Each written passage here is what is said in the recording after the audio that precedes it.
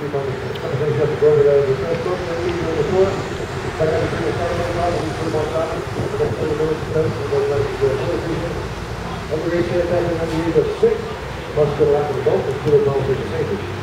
your tickets out.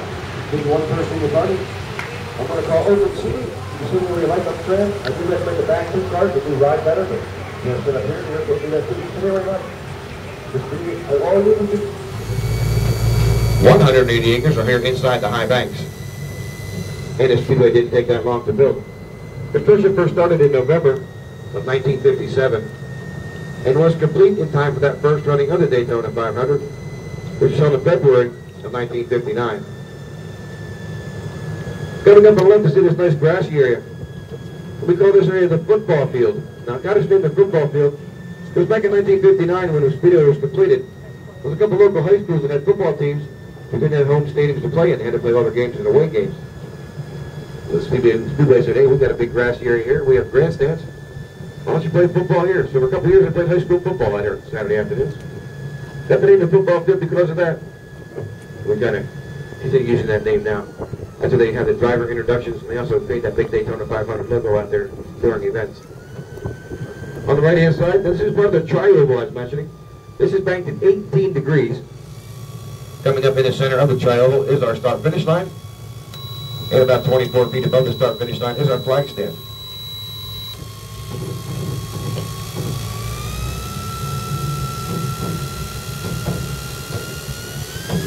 On the left-hand side, it's a little building there that says NASCAR on Speed, NASCAR on TNT. That's our old Gatorade Victory Lane. That was opened in 1998 by the race winner that year. Race winner 1998 was the late Dale Earnhardt Sr. A lot of people don't know this, but Dale Earnhardt Sr. is the winningest driver at Daytona. He won more races than any other race car driver. Unfortunately, he only won the Daytona 500 at one time, but he won 34 races here.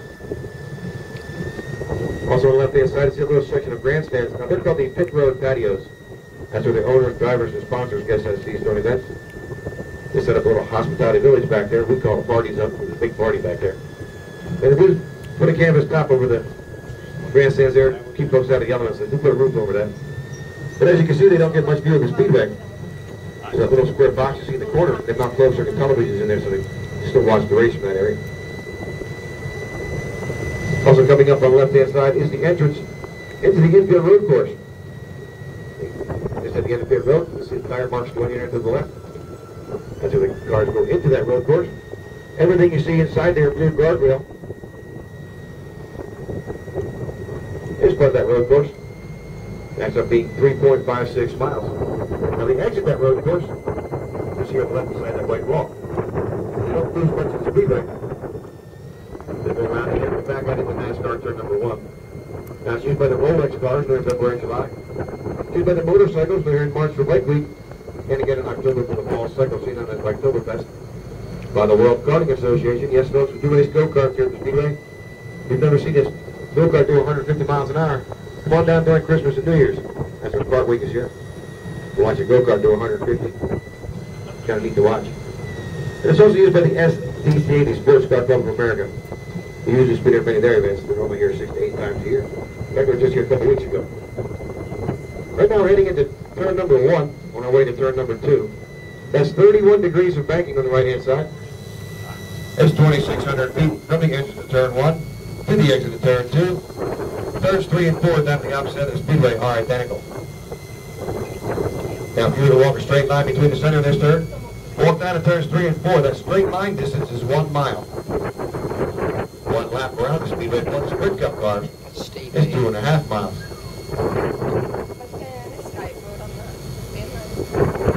You guys want to get there, right? Oh, I can't do that. I'd like to, but not with this trim. In order for a normal passenger car to stay up there safely, that car has to do at least 75 to 95 miles an hour. Anything less than that, and Mother Nature and gravity have a tendency to pull you back iron for the apron. Look at the bottom of that bank, you see a solid double yellow line. Look toward the top of the track, you see that white dash line. Now the distance between those 2 lines is only about 30 feet. Again, the Sprint Cup drivers will come through on race day 3 wide at over 190 miles an hour. Sometimes they come through here 4 wide. Sometimes that works. of time it does, at least one of those drivers ends up into that outside retaining wall. Lucky for those drivers, in 2004, we installed the SAFER brand on the speedway. Now, SAFER stands for Steel and Foam Energy Reduction, S-A-F-E-R. That is the new SAFER barrier you see up there on the right-hand side. I'll tell you a little bit about that barrier. Now, the inside portion of that barrier is steel tubing. Like end to end is almost 9 miles worth of tubing around the speedway. Behind that steel tubing is a section of styrofoam blocks. And that's just regular styrofoam, the same kind you see in those little packaging bits and the coffee cups. Now, the outside portion of that wall, that's concrete. As should a driver get into that wall, that steel tubing is going to bend and flex a little bit. Those foam blocks are going to give a little bit. That's going to greatly dissipate the energy and force of that impact, making it safer for all the drivers. We're now on the superstructure of the speedway. The superstructure at Daytona is 3,000 feet long, and although it looks relatively flat, especially on television, it is banked at 3 degrees. Now, the 3 degrees of banking, who doesn't know the performance of the race car that much, but there's something banking drainage in the track, should we get the rain shaft at one of our events. Now, folks, we're actually on the section of the roadway that the cars race on the same racetrack. Those are race cars, the Sprint Cup cars. You can tell the folks back home, folks, who went down to the International Speedway 21 miles an hour. Not a lot of people can do that. You've got the right. I'll verify that for you. But once again, down below the yellow line, looking to the left on the other side of this SAFER barrier at the wall, you see a large body of water. That large body of water is Lake Lloyd. Lake Lloyd is a man-made lake, and it's from there that they dumped the 1 million cubic yards of dirt that they used to build the banking here at the speedway. When Mr. Bill France Sr., also known as Big Bill, was looking for a place to put his new speedway, he needed a place that had 2 things. One, a place that decides to put it to an 2.5-mile track, and 2, a place that had the right quantity and quality of dirt necessary to build the highway. He found it here in this one location, and his dream became a reality for that first running of the Daytona 500, which shot on February 22nd of 1959. Now, originally Lake Lloyd was 44 acres in size, but in 2004 we did a major reconstruction project here on the infield. We actually filled Lake Lloyd in by about 1/3. Lake Lloyd is now 29 acres. In its place, we put over 250 premium RV sites. Those sites are just on the other side of the lake over there. If you happen to have a reservation for one of those RV sites for Speed Weeks or the Coke Zero 400 race weekend, you can put your RV in there and be connected to cable TV, electric, and water. This is a section of roadway on the left-hand side, folks. Once again, used by the infield road course. This section in particular is called the chicane. Some people call it the bus stop. And still others refer to it just as the in and out. Once again, used by the Rolex cars, the go-karts, motorcycles, and the sports cars. There you can see a lot of tire marks here. Because like I said, the sports cars were here about 2 weeks ago. So you can see all the tire marks being left in there. They try to slow them down before they get into turn, NASCAR turn number 3 over here. Sprint Cup cars do not use that area. Just strictly on the road course, on the speedway itself. As we enter into NASCAR turn number 3, looking over to the right, you're going to see a large Sunoco sign. As I go past that sign, and look between the 2 halves of that sign, you'll see a pair of chairs up there. Now those chairs are for the official NASCAR spotters. We have 4 of those spotter stations here at the speedway, one at the entrance and exit of each turn. Now it's a spotter job to monitor the track during the race, and to look for any accidents, incidents, or debris. Should they see something, they'll notify NASCAR Race Control, who will then turn on the yellow caution lights for the series of those around the speedway. And when they're turned on, it indicates to the drivers that there's a problem on the track. They just slow down and fall in behind the pace car.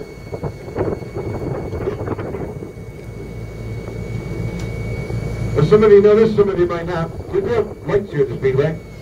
Now, they were installed in preparation for the first nighttime running of our 400-mile race. That was scheduled for July of 1998. Unfortunately, in July of 98, there was some serious wildfire activity here in and around the Daytona area. And at times, this place filled up with so much smoke that you couldn't see one end of the speedway to the other. So that race was postponed and rescheduled for October of that year. And in October of 98, when they turned these lights on and dropped the green flag to a sellout crowd, this place lit up like a Christmas tree. And there's very good reason for that.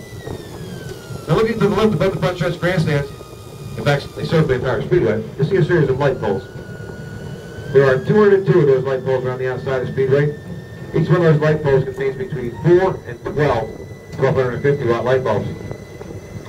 Now also on the left-hand side, just inside that white guardrail, you'll see a series of light boxes. There are 288 of those light boxes around the infield of the Speedway.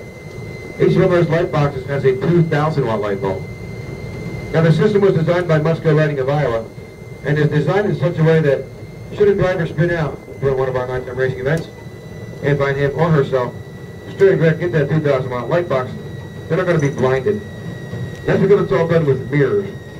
There's a mirror configuration in the back of each of those light boxes where reflects the power and brightness of that 2,000 watt bulb. It's so plenty bright, they're not blinding to the drivers should they find themselves staring directly into it. This is the largest outdoor sports lighting display in North America at a cost of over $5 million. Looking to the left on the other side of the Speedway, you see those set of grandstands over there. Now they're the tiny Bobby Allison Superstretch grandstands. Originally constructed in 1994, they had a seating capacity of about 4,000. But as you can see over the years, we've had to expand that a few times. They now hold approximately 45,000 race fans. Looking on the right-hand side, you see the front stretch grandstands. Now the front stretch grandstands extend 8/10 of a mile long from the exit of turn 4 to the entrance of turn 1, and they seat approximately 102,000 race fans. So total grandstand seating capacity is a little over 147,000. However, we've been told by the media that during sold-out racing events, that with the front stretch grandstands full, the super stretch grandstands full, and the infield at capacity with RVs, motorhomes, campers, the Speedway actually becomes one of the largest cities in the state of Florida. At least for a few days, anyway. It's not uncommon for a sold-out event to have over 250,000 people here. And that's why those who have to pay for attendance. Those that don't have to pay include the drivers and the crews, the volunteers, the vendors, the employees, the press. And all those folks say it's not uncommon to have 260,000+ people here. Needless to say, it's kind of crowded on the infield. Trying to find a place to park is kind of tough to do also. Right now we're getting ready to go down pit road. Pit road here for Speedway is 1,600 feet long. It has 43 individual pit boxes. Maximum speed on pit road during the event is 55 miles an hour. That's strictly enforced by NASCAR. That's for the safety of the driver's crew who go over the wall to service the vehicle, and for the safety of NASCAR officials who are necessary to monitor all that activity.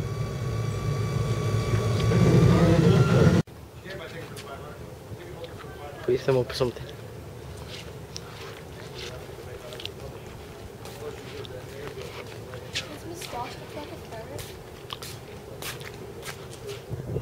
So did he do the supercross on the grass bit, Dad? Rico? Look, it goes on part of the actual track bed.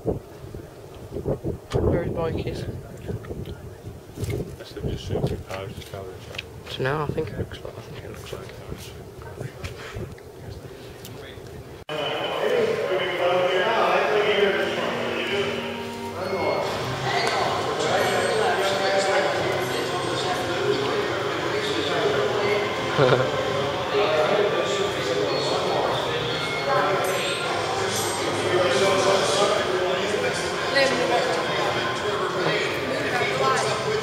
It's alright.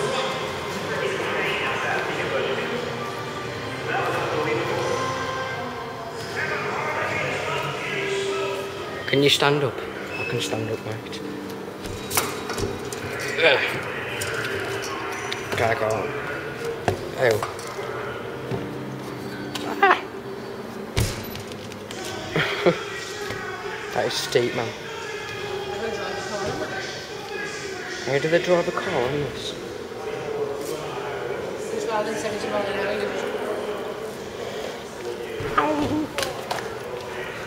That's steep, man.